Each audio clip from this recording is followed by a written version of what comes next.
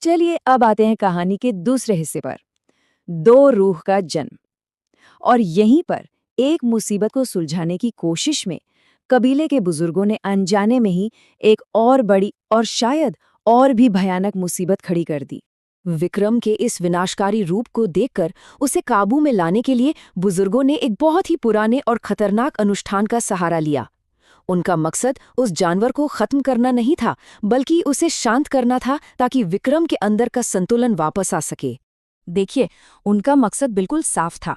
पहला, उस जानवर को किसी तरह वश में करना। दूसरा, उसके गुस्से को अलग करना। और तीसरा, सबसे जरूरी, विक्रम की अपनी आत्मा को बचाना। मगर वो अनुष्ठान जैसा सोचा था वैसा हुआ नहीं। वो बुरी तरह से फेल हो गया। विक्रम की आत्मा को जोड़ने के बजाय उस अनुष्ठान ने उसे तोड़ दिया, हमेशा के लिए। और उस टूटी हुई आत्मा से दो शरीर निकले। एक तरफ था घायल लेकिन समझदार विक्रम, मतलब इंसान। और दूसरी तरफ था भैरव, विक्रम का सारा गुस्सा, सारी ताकत, सारी वहशीपन, एक 10 फुट के विशालकाय शरीर में।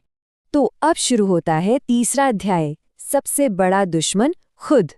यहाँ से एक नई लड़ाई शुरू होती है, एक ऐसी लड़ाई जो अपने ही खिलाफ है, जहाँ एक ही रूह के दो हिस्से एक दूसरे के खून के प्यासे हो जाते हैं। विक्रम का मानना था कि इंसानियत कमजोरी नहीं है, असली ताकत तो काबू रखने में है, बेगुनाहों की रक्षा करने में है। उसके बिना हम सिर्फ जानवर हैं, राक्षस हैं। और भैरव? ठीक इसके उलट, उसके लिए इंसानियत ही तो असली कमजोरी थी, एक बीमारी जिसे जड़ से उखाड़ फेंकना जरूरी था। जंगल को बचाने का एक ही रास्ता था, क्रूर ताकत और हर बाहरी को खत्म कर दो।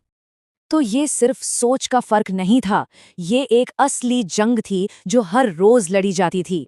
विक्रम अपनी बुद्धि का इस्तेमाल करता, जाल बिछाता, वहीं भैरव अपनी बेहिसाब ताकत और पंजों से उसे कुचल देना चाहता था।